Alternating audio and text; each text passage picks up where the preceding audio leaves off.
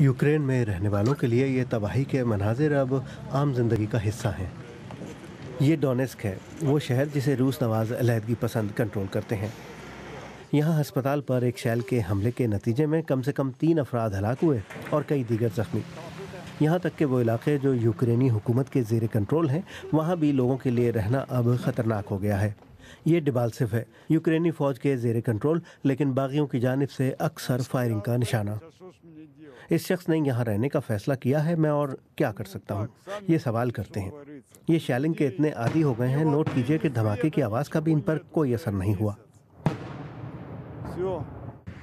Ukraine और रूस के दरमियान ये तनाज़ा अमरीकी वज़ीर ख़ारजा जॉन कैरी को आज भी काइफ ले आया। अब तक अमरीका ने यूक्रेन को सिर्फ गैर मोहलिक इमदाद फराहम की है, मसलन रेडियो और नाइट विजन गॉगल्स। लेकिन अब अमरीका के नायब वज़ीर दिफा ने इशारा किया है कि वो इससे अगला कदम उठाएंगे।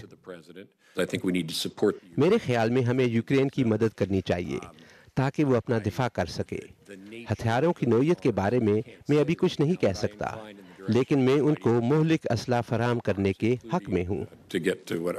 इन फ्रांस के वज़ीर दिफा के मुताबिक बागियों के खिलाफ लड़ने वालों को हथियार भेजना कोई हल नहीं है। हम इक्तिसादी पाबंदियों की हिमायत करते हैं, लेकिन इसके साथ हमें सूरत हाल को मजीद बिगड़ने से रोकना चाहिए। इससे ज्यादा संगीन मसाइल पैदा हो सकते हैं। फ्रांस और जर्मनी हल ढूंढने की कोशिश में हैं।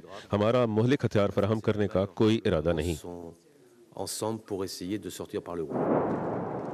आज ब्रसल्स में नेटो के एक इजलास में मशरक़ी यूरोप में मगरबी इत्तेहाद की फ़ौज की मौजूदगी की हौसला अफजाई के लिए एक नई रैपिड रिस्पांस फोर्स के मंसूबे के क़याम का ऐलान मुतवक्को है।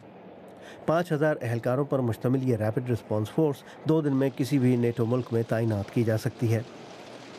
आज फ्रांसीसी सदर फ्रांसवा ओलांद और जर्मन चांसलर एंगेला मर्केल इस मंसूबे की पेशकश लेकर काइफ रवाना हो रहे हैं, जहां एक जानिब तवक्को की जा रही है कि जॉन कैरी मौलिक हथियारों की तरफदारी करेंगे, वहां दूसरी तरफ फ्रांस और जर्मनी एक पुरअमन हल के हामी हैं। लेकिन यूक्रेन का वो बहरान जिससे नेटो ममालिक की सिक्योरिटी मुतासर हो रही है, कैसे हल होगा?